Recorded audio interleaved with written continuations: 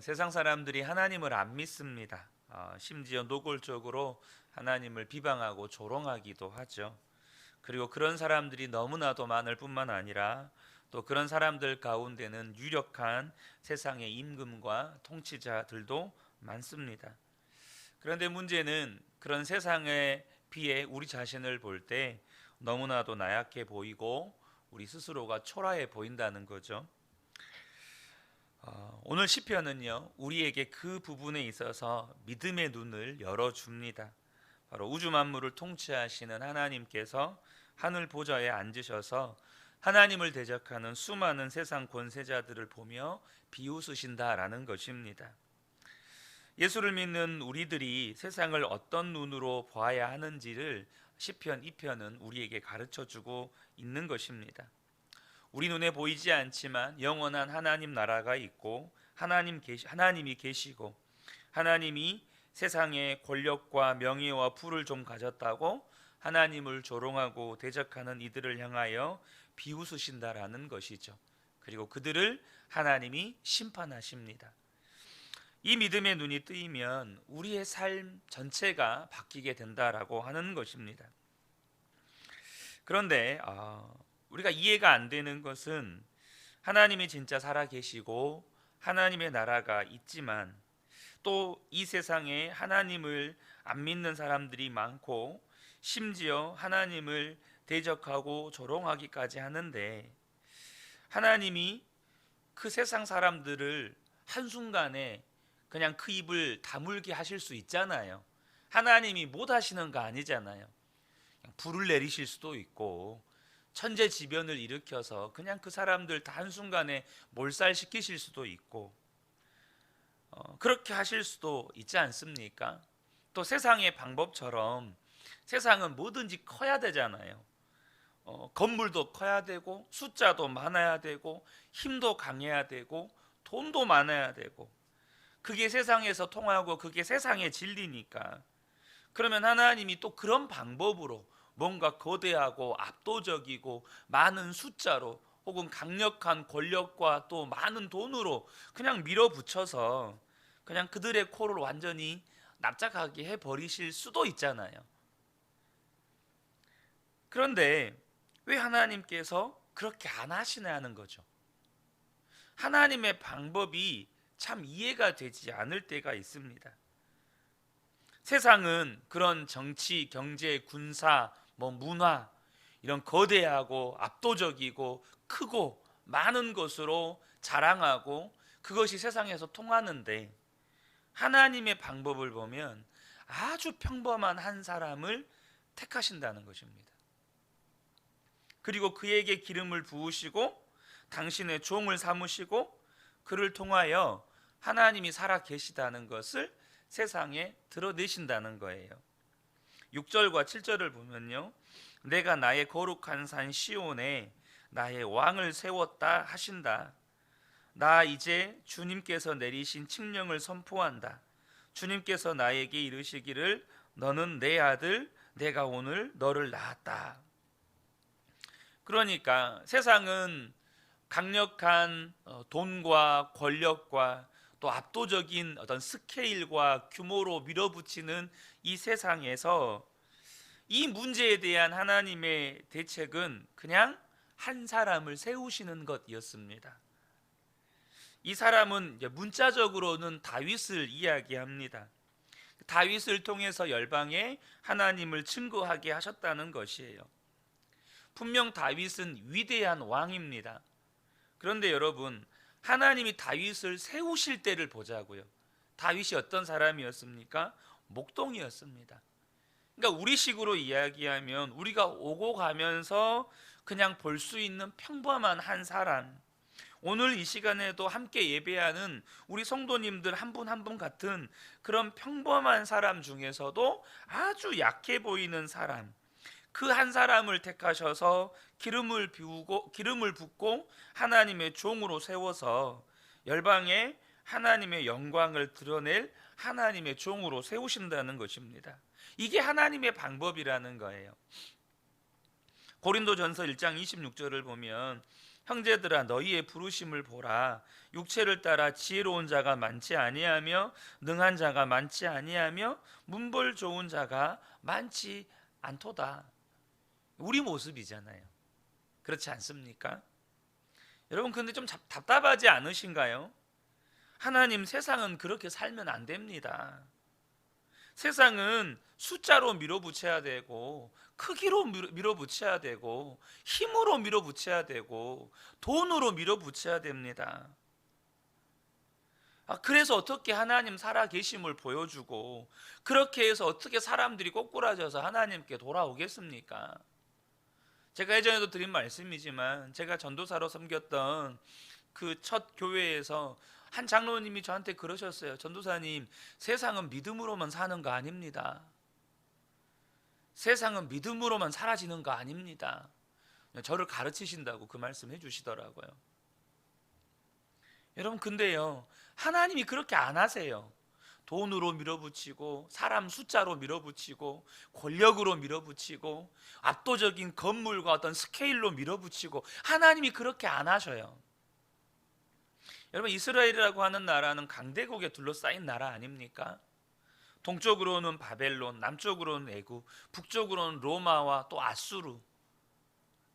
이 강대국들은 소위 말해서 하나같이 크기를 과시하는 나라들입니다. 신전을 짓고 신상을 만들어도 압도적인 스케일로 만드는 나라들이에요. 세계 몇 대 불가 사이에 들어가는 나라들이 다 그 나라들이 있어요. 뭐 신전, 또 뭐 공중정원, 뭐 바벨탑, 다 그런 나라들에게서 지어졌던 건물들이고 신전들이고 우상들이거든요. 다 그런 것들로 과시를 해요. 또 뭐 엄청난 도서관을 짓기도 하고. 그런데 여러분, 하나님은 이스라엘에 그보다 더 큰 걸 만드실 수 있을까요? 없을까요? 당연히 만들 수 있죠. 그거하고는 비교도 안 되는 신전과 우상 신전들, 그 신상들을 만드실 수 있죠. 그런데 여러분, 하나님께서 이스라엘 백성들에게 십계명 주실 때 우상 만들지 말라고 했잖아요. 새긴 우상을 만들지 말래요. 그래서 여러분, 지금도 여러분들이 혹시라도 이 이스라엘을 중심으로 성지 순례를 가면 그 주변 나라들도 보거든요. 그 주변 나라들을 보면 엄청나게 볼 게 많아요. 와, 그냥 없던 믿음이 생길 것 같아요. 그 신전들을 보면 없던 믿음이 생겨버릴 것 같을 정도로 압도됩니다. 근데 이스라엘을 가면 볼 것이 하나도 없어요. 뭐 신전도 없고 신상도 없고 볼 것이 없어요. 그런데요, 그렇게 볼 것 없는 그걸로 하나님은 하나님의 영광과 존재를 드러내신다는 거예요. 그 볼품없는 한 사람으로 하나님의 영광을 나타내신다는 겁니다. 결코 세상에 우와 하는 그런 스케일이나 건물이나 돈과 권력과 숫자로 하나님의 영광을 나타내지 않으신다는 거예요. 저와 여러분이 마귀에게 속으시면 안 됩니다. 예수님께서도 자기 생애를 마치시고 세계에 복음을 전하라고 제자들에게 명령하실 때 뭐 그것을 기념할 만한 뭐 건물을 만드시거나 책을 쓰시거나 안 하셨어요. 그냥 12명의 제자를 택하십니다. 그 12명도요 진짜 보잘것없는 사람들, 그냥 평범하게 중소기업 다니고 아니면 농사 짓고 물고기 잡고 목수일하고 시장에서 물건 팔고 다 그런 사람들이에요. 그런데 그것이 하나님의 놀라운 지혜요 방법이었다는 겁니다. 그걸 통해서 하나님은 이 땅에 하나님을 드러내기를 원하셨다는 거죠. 하나님이 왜 그렇게 하셨을까요? 하나님의 계획하심은 예수 그리스도께 있었습니다. 빌립보서 2장 10절과 11절 보면 하늘에 있는 자들과 땅에 있는 자들과 땅 아래에 있는 모든 자들로 모든 무릎을 땅 아래에 있는 자들로 모든 무릎을 예수의 이름에 꿇게 하시고 모든 입으로 예수 그리스도를 주라 시인하며 하나님 아버지께 영광을 돌리게 하셨느니라. 여러분, 하나님의 계획은 오직 예수 그리스도께 있어요. 하나님이 하나님을 부정하고 하나님을 비방하고 대적하기까지 하는 이 세상 사람들에게 하나님을 드러내시고 하나님의 구원을 보이시고 하나님의 심판을 행하시려고 하나님이 택하신 방법은 예수 그리스도시라는 거예요. 예수 그리스도 한 분이면 충분하셨어요. 하나님께는 건물이 쓸데없었습니다. 왜냐하면 그거는 마귀도 흉내를 내거든요. 건물 크게 짓는 건 마귀도 흉내를 내요. 신상 아무리 커봐야 그것은 결국은 사람이 깎아 만든 것이에요. 근데 예수 그리스도는 마귀가 흉내를 낼 수가 없어요. 마귀는요, 어떻게 하든지 높아지려 하는 자예요. 어떻게 하든지 하나님의 영광을 취하려 하는 자예요. 그러니까 마귀는 스스로 낮아질 수가 없어요. 마귀는 절대 겸손할 수가 없어요. 마귀는 절대 무릎 꿇지를 않아요. 하나님께서 이 땅 가운데 정말로 하나님의 영광을 드러내는 길은 하나님 자신이 천하디 천한 인간의 몸을 입고 이 땅에 오시는 것이었습니다. 마귀는 절대 흉내낼 수 없는 방법, 마귀는 절대 따라할 수 없는 방법, 아주 평범한 사람의 모습으로 하나님께서 이 땅에 오시는 것이었어요. 그런데 이것을 사람들이 어떻게 믿을 수 있죠? 이미 마귀의 방법에 익숙해질 대로 익숙해져 버린 사람들, 마귀의 방법이 도리어 편하고 그게 좋아요. 많고 강하고 높아지고 크고, 이 방법이 사람들에게 너무 익숙해요.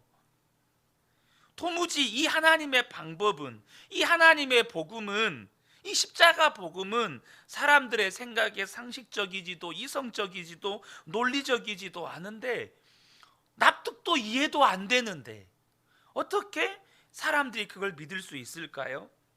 그래서 하나님이 택하신 방법이 뭐냐면, 오랜 역사 속에서 계속해서 아주 평범해 보이는, 아주 약해 보이는 한 사람을 기름 부어서 하나님의 역사를 일으키는 의의 도구로 쓰시는 것이었어요. 역사 속에서 반복해서 인생들에게 이게 하나님의 방법이다라고 보여주시는 것이었어요. 아브라함을 택하고 이삭을 택하고 야곱을 택하고 요셉을 택하고 모세를 택하고 그리고 다윗을 택하고, 그리고 하나님께서 계속해서 예수 그리스도 안에 있는 하나님의 영광을 우리에게 계속해서 학습시키시는 것입니다. 그리고 약속대로 예수 그리스도가 오신 것이에요. 여러분, 이게 하나님의 방법입니다. 이것보다 놀라운 일이 없어요.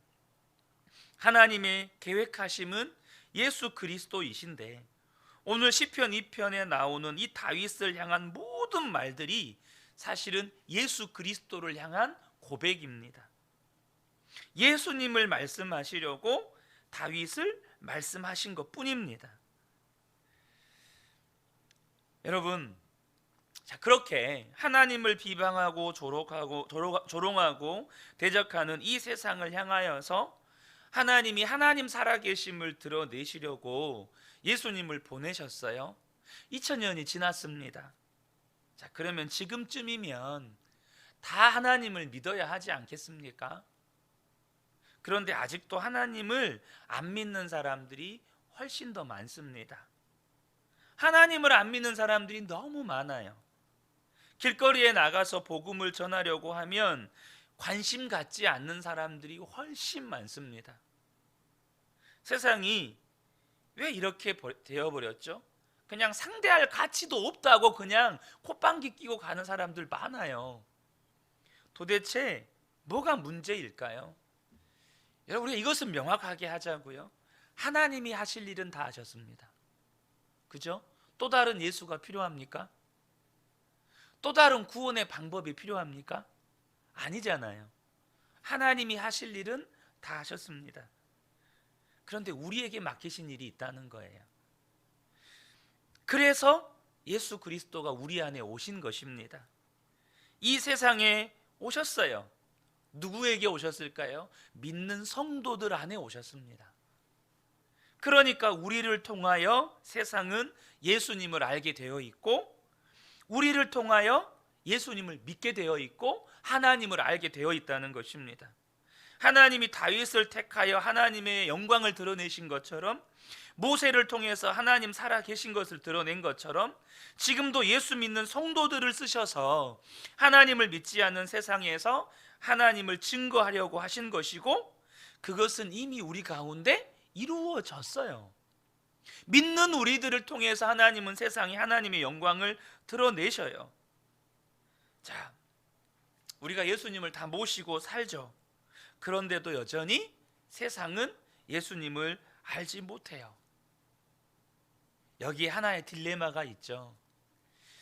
12절 말씀을 잠깐 보시겠습니다. 이 12절 말씀이 우리에게 강력한 도전을 줍니다. 뭐라고 되어 있습니까? 그의 아들에게 입맞추라. 그의 아들에게 입맞추라. 이 말씀이 예수를 모시고 사는 저와 여러분에게 주는 강력한 도전입니다. 우리가 예수님을 믿어도요, 비인격적인 신으로 믿을 수 있어요. 그러니까 그 말은요, 예수님께 입맞춘다는 것이 어떤 느낌인지 전혀 와닿지 않는다는 말입니다.